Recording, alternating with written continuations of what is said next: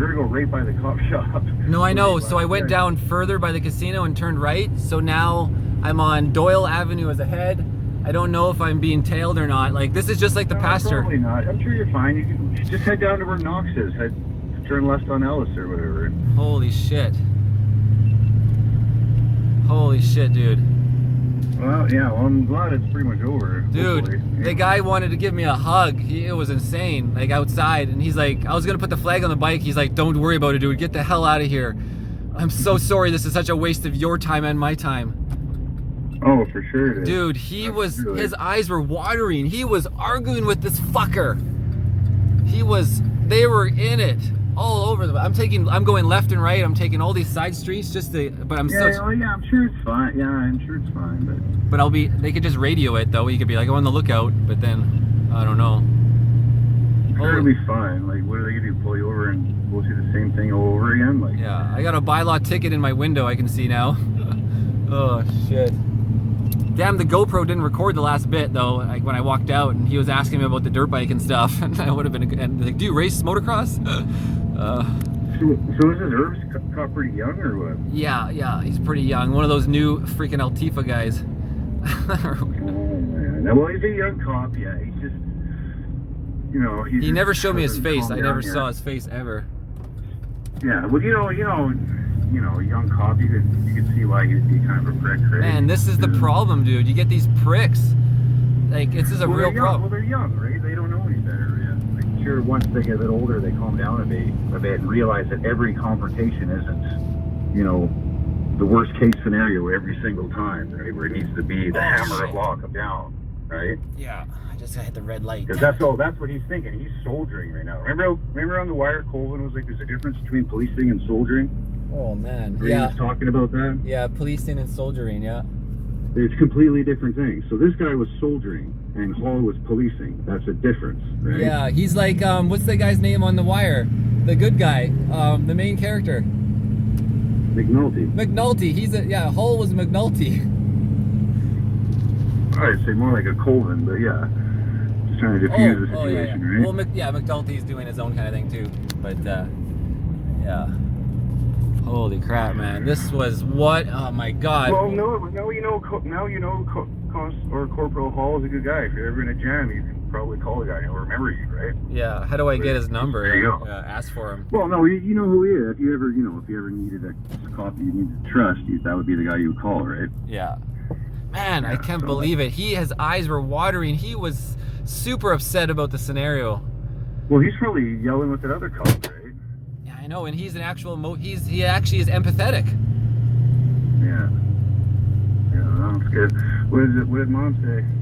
She saw the video on YouTube, and that's why she's calling me. She was worried because she saw. She's like, get the hell out of there. She's asking me, what's going on? Are you in the camper? Like, she understood that. Like, she's like, stay in the camper. I'm like, no, Mom, I gotta go now.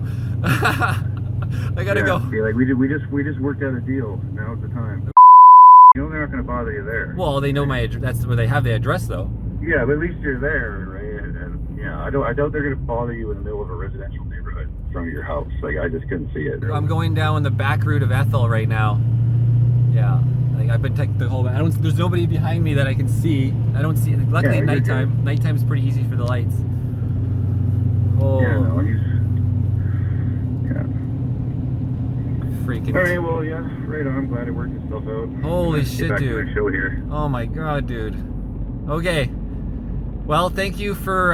It was really useful to get your opinions as I go, because it's really hard to like always think on your own about everything. Mm-hmm. You know, like. Oh yeah, I know what you mean. Yeah, it's nice to have a second set of eyes. I think it was funny. We were both like, "What was the complaint?" Because he said, because I remember he would walk up and he said, "I have a file." He said, "I have a file." 4 complaints. 4 complaints. You hear 4 times today or whatever. He just kept changing his story. Yeah, I know. That's what I noticed too. He kept changing it. Then we were like, "What was the complaint?" Like he couldn't tell you. Like he was flip flopping, right? Holy smokes, dude. Well. Anyways, guys, everybody, that's my bro helped me out on the phone, and as you know, holy crap, my name is Dirt Bike Survivor Man, signing out, January 29th, 2022, Canadian Revolution. Cheers. Hey guys, so that's the end of the video footage from the January 29th incident, harassment via Conrad Herbs and Hartman with the Kelowna bylaw.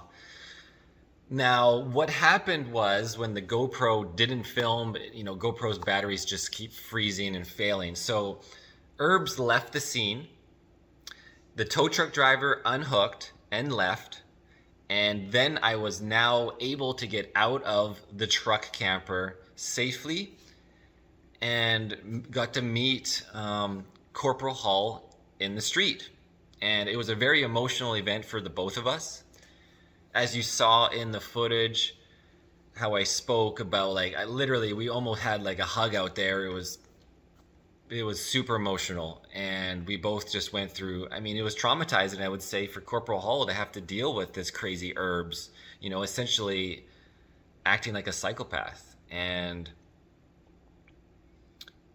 not abiding by any professionalism per police and per the code of conduct, being vindictive towards me as the independent news, as a freedom fighter.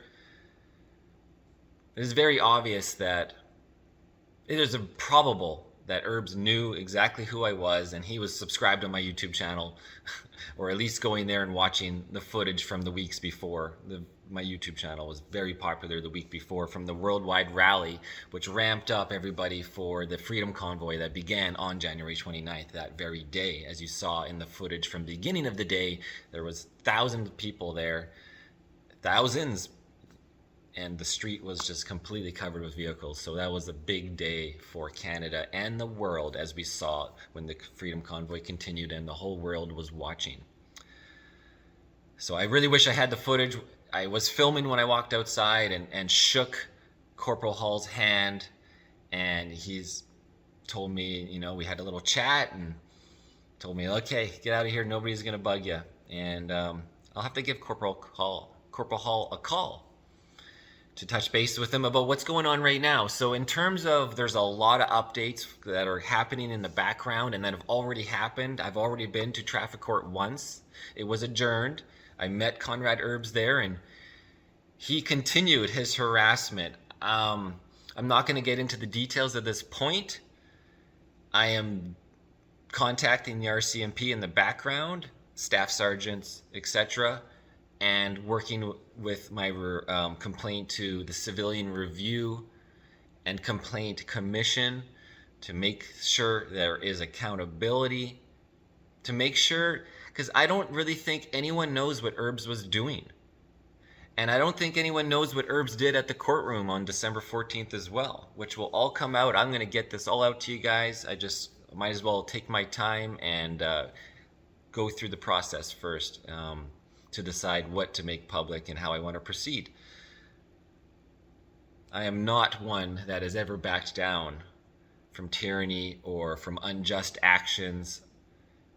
I see everything through, and that is my character, even though it takes tons of my time and it creates tons of stress. Just every time I have to watch these video footage, every time I have to think about this when I wake up in the morning, it is very stressful. It creates tons of anxiety, but I am pushing through because we all need justice on these vindictive cops, vindictive people.